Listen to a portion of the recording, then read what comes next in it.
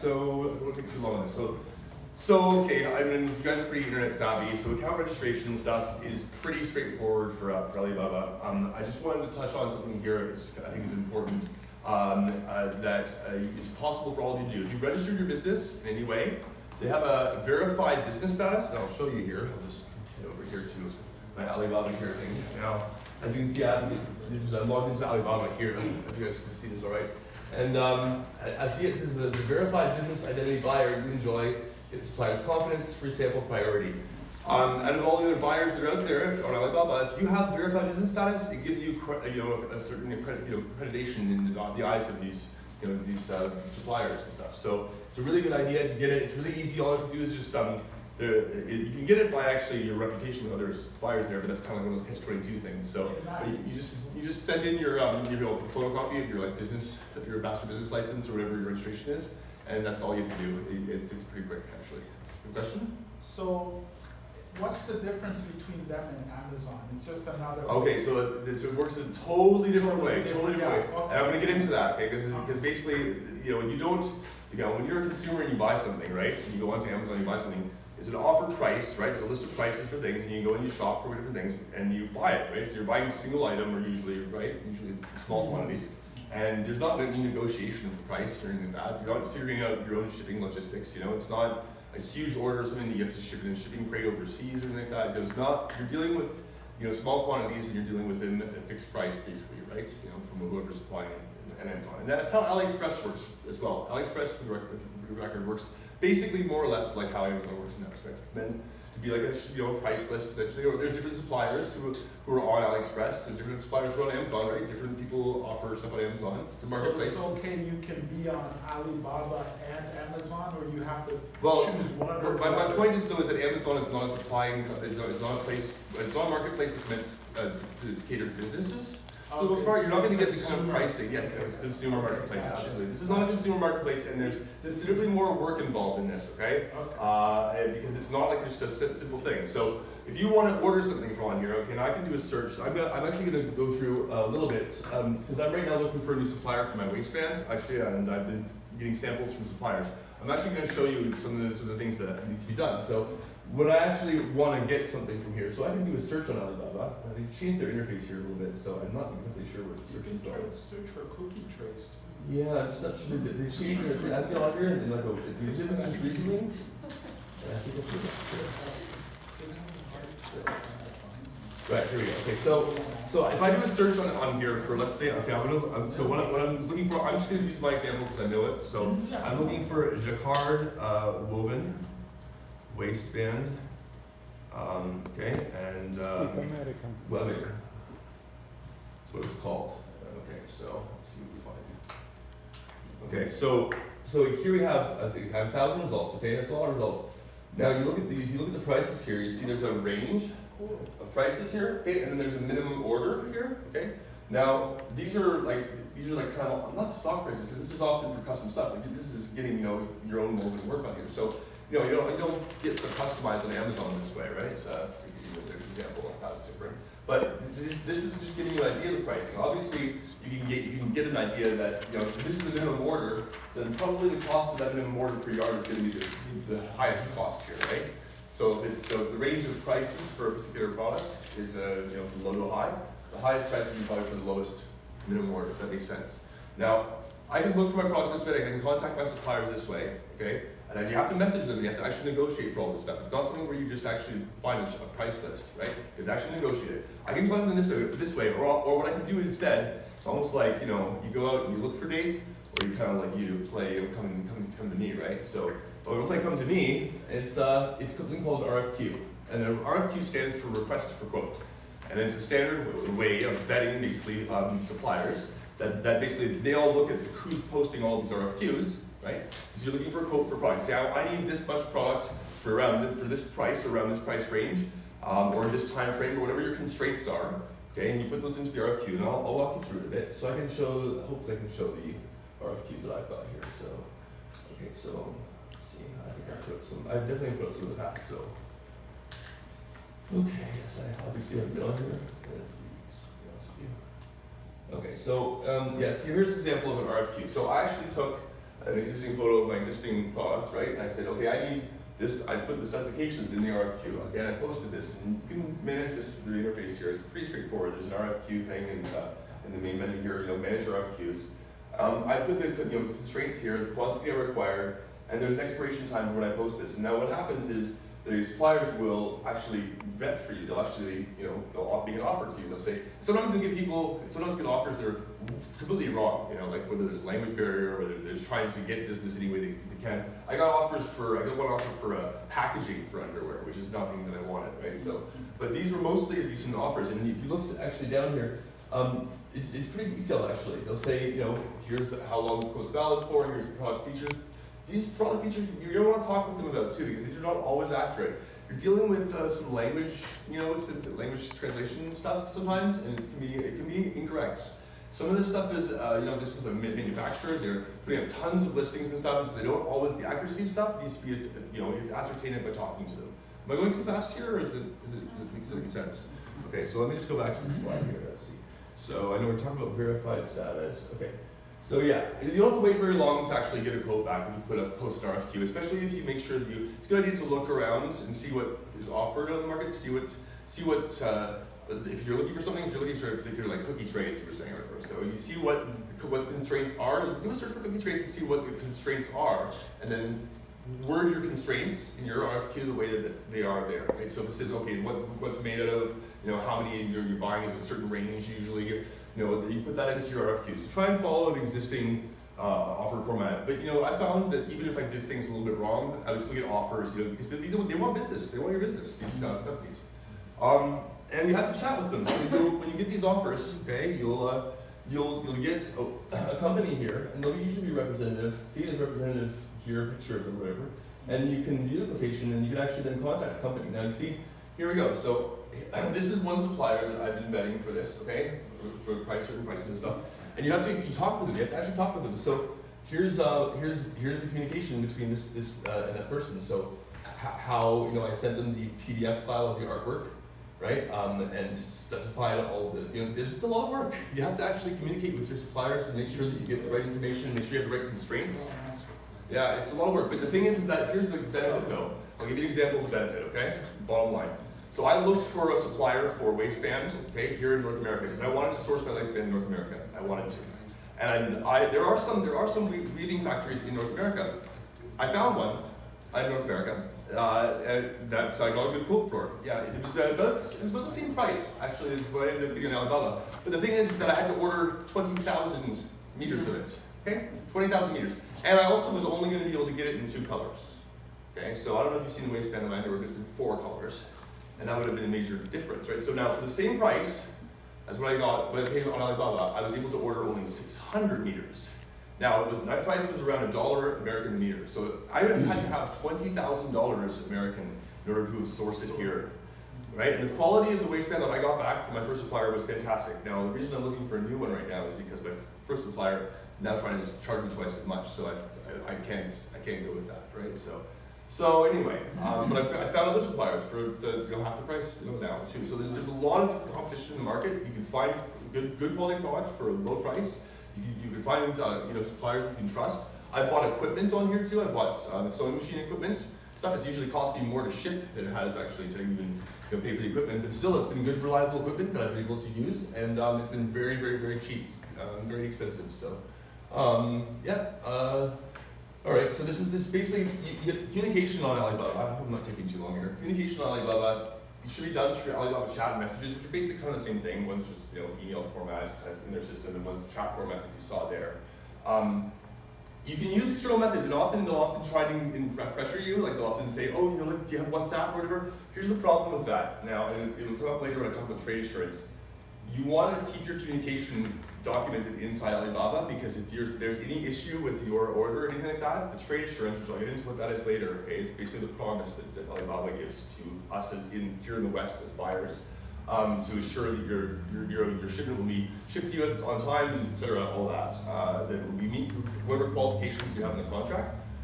You don't want to communicate outside Alibaba. So I never let them start to talk to me outside Alibaba. I always keep it within the chat. I say I want trade assurance. I need to keep it realistic here. Except I have to buy samples sometimes. And it's $100 for each sample for me, $100 American for each sample, okay? So I have to get samples from 2 or 3 suppliers. There was one time I got a sample from a supplier that was late. Like by the time he shipped me the sample, I'd already decided on who was going to be my supplier. And so I actually, on Alibaba, you actually, part of trade assurance is that they have to actually meet the deadline of shipping that they agree on. And they didn't. And I think I've told this story before, they kind of made me feel guilty about it, but, because I'm a nice person. But I asked them for my money back. I wanted the trade assurance money back. And so rather than starting the trade assurance agreement, kerfuffle with them on there, they sent me the money back via PayPal, which was fine. As long as I got the money back, I didn't care.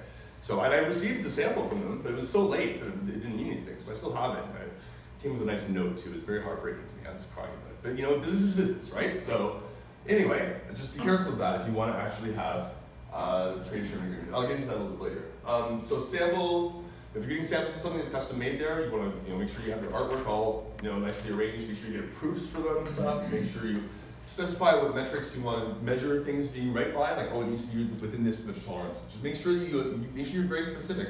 Okay, it comes down to because when you're paying for your samples and it's expensive to ship a sample here by express. It's basically a courier from China. It's expensive. It really is. You want to make sure that you get your money's worth. So that comes into your contract terms.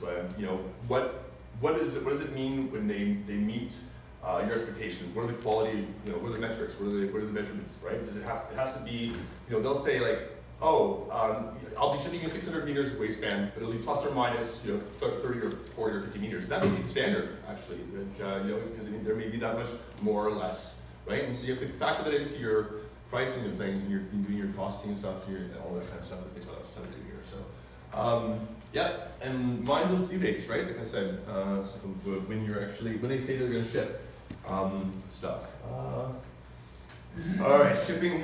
God, where to begin? So, there's these codes, like FOB and all this kind of stuff like that. It's really a huge headache. Yep, freight on board. Yeah, and there's a lot of different. I can't remember what they're called. They're called ship high in transit. Yeah, but there's a name for those 3-letter codes. They're called something codes. Anyway. The point is that there's 3-letter codes that correspond to how, basically, where in the process of something getting from point A to point B, your responsibility and their responsibility is, basically, essentially. So sometimes they just drop it off. Sometimes just the warehouse has it, and you have to send somebody to go over there and pick it up. Like it's not like you can't just get things shipped to you like Amazon. Amazon, you just say, oh, ship it to me, 1 day shipping, right? Well, first of all, you pay for that, right? Now, if you were shipping something that's the size of like, you're getting like big one. Yeah, you want to work at the post office. And give yourself a lot of time, unless you want to spend a lot of money with express shipping, which is basically getting a courier. I paid for the waistband to be express shipped to me, and it was like $150 US to have it shipped to me. That added to my costs. If you're shipping a large, you can get a fractional. Crate. They have our logistics will barter a fractional crate for you, so you can get shipped by sea. So if you do this, you have to do this ahead of time, because shipping by sea takes, I think, 30 days at least. But it's way cheaper. Even a fractional crate, it's way cheaper. And there's things like insurance and stuff too. This is a whole topic. It's a whole kettle of fish, bucket of worms, whatever you want to call it. There's a lot you can get into about shipping logistics. I usually ship stuff by express. I just tell them to find me the cheapest quote. Basically for express, because for the most part, I'm dealing with small quantities. But these are all things that need to be considered if you're buying larger quantities of things, and it's important because that's how you actually get your costs down low, right? Is to be able to ship things really cheaply. So you gotta plan in advance. You have to make sure you plan in advance. All right, so yeah, there's a delay when you pay on there. Like they don't receive the money until a couple days after, so you have to factor that into everything too. They take regular payments of everything, like Visa, wire transfer if you want to. That's kind of like old school, but Visa is really the way to do it. That's how I've paid on every single time on there. And you want to pay through their system. You don't want to pay like I've had a supplier say, oh, we'll just pay me through PayPal, or Western Union. So no, and I want to chat with you outside of the system here because of this thing. Trade assurance. Trade assurance is actually one of the great things that Alibaba brings to the table for us as, I should say, Western, small companies or businesses, right?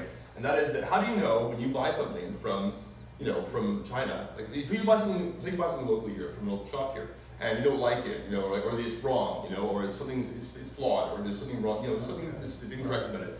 There's a responsibility that consumer responsibility or business responsibility that exists here, right?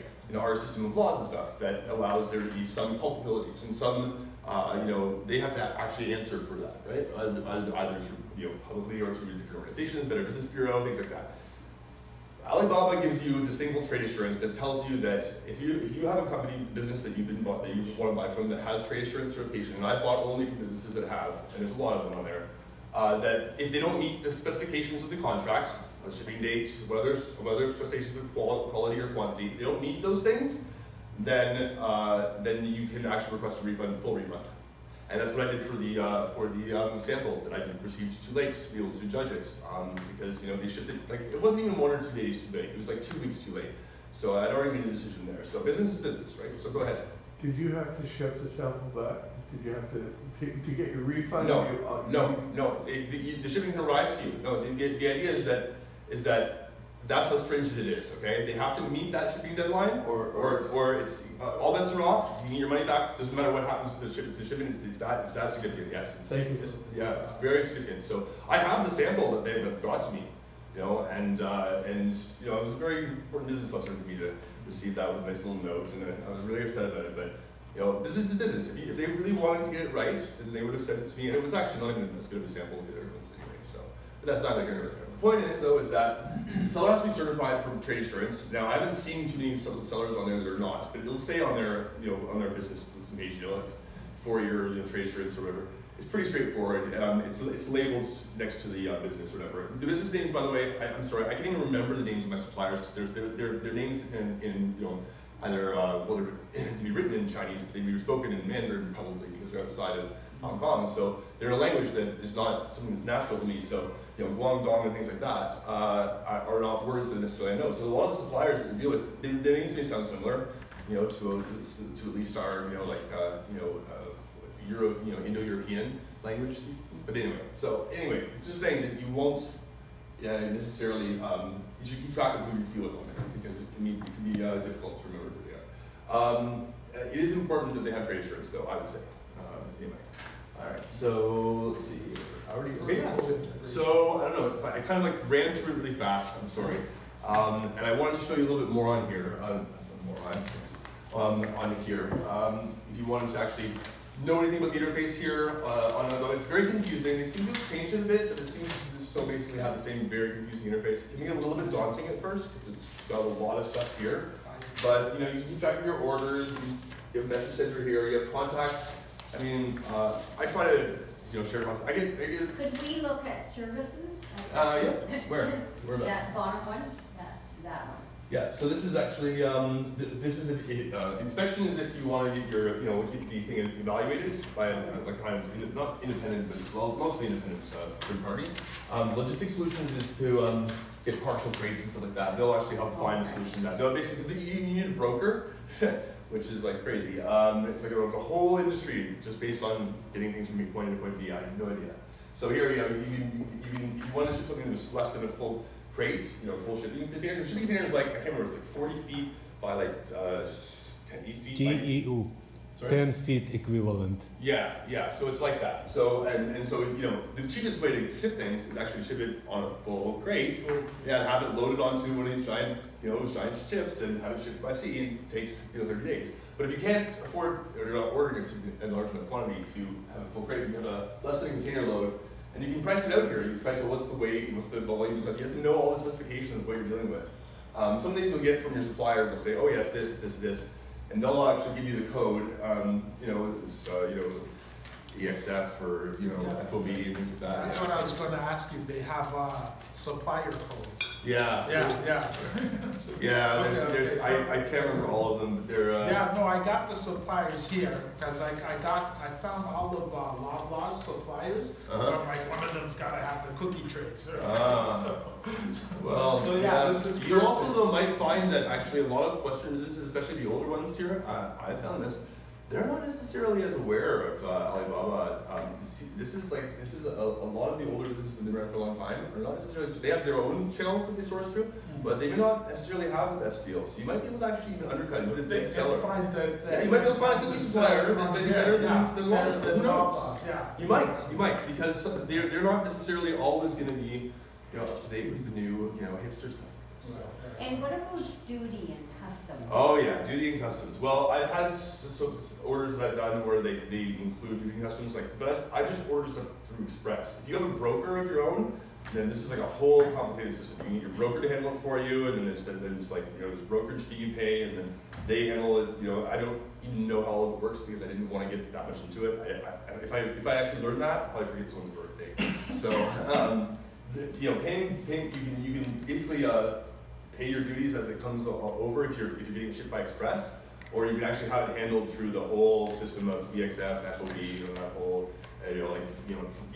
taking responsibility for the whole chain, as far as your side of it is and their side. Sometimes they just leave it at the warehouse, sometimes they drop it off at a port, like your nearest port. I can't remember what the exact code is, but I've looked into this before, and it's just better to actually have, this is kind of a partial solution, kind of halfway in between. I think that they actually... Toronto is a port? Yep, Toronto is a port, yep, it is a port. Yep, I think Toronto is YYZ. Yep. That's a port. Yeah. You basically specify all this kind of stuff. You have a customs broker, yes or no, like Alibaba private for additional fee. If you have a customs bond, yes. It's just like when you get stuff shipped by UPS. You know how sometimes they'll give you that, you pay your duties on it. It's because they supply the broker, and so there's a fee. Like if you look on that sheet, you get the fee. It's like $10 fee to the broker, right? Just for them to so if you have your own broker, it can be cheaper if you're ordering stuff a lot. But if you're only ordering a few things, I've only ordered maybe, I've made only 3 or 4 orders in total on Alibaba, but it's taken a lot of negotiation to get them, and it's been worth it every time. I found a bias cutter for 1/10 the price of what I would have paid for one here, and I found that, like I told you guys, I found that waistband for the same price for much lower quantity. I paid $600 for $600 worth of waistband that had more colors in it. It was very, very nicely made. You've seen the underwear, you've seen the waistband that came from here. So in many cases, you could have bought things here, but you got more choice through using Alibaba. Cheaper or lower quantities, lower minimum quantities, because the factories can do smaller runs. See here, think about it. Here, real estate is premium, right? So like if someone's got a weaving factory, in my mind, right? You got to pay the the rent and stuff for all that space. But real estate here is expensive, right? Compared to say real estate in one of the provinces of China. So that's what I would say is partly consideration. And labor is also, of course, the other big one, obviously. Right.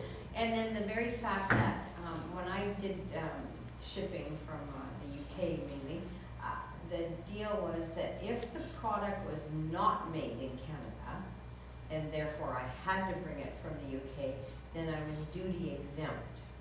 But the fact that the product is offered, in your case, in Canada, and you're bringing it in from overseas, then you pay the duty. You have to pay the duty.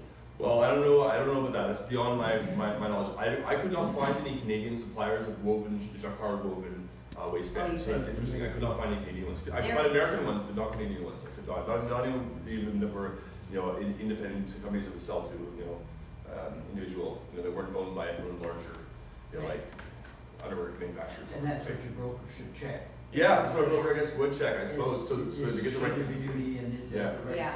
Yeah. And can you be exempt from duty because you just don't have it here? That would be a useful thing to check. So I have not looked into that because this is a whole huge universe. Yeah.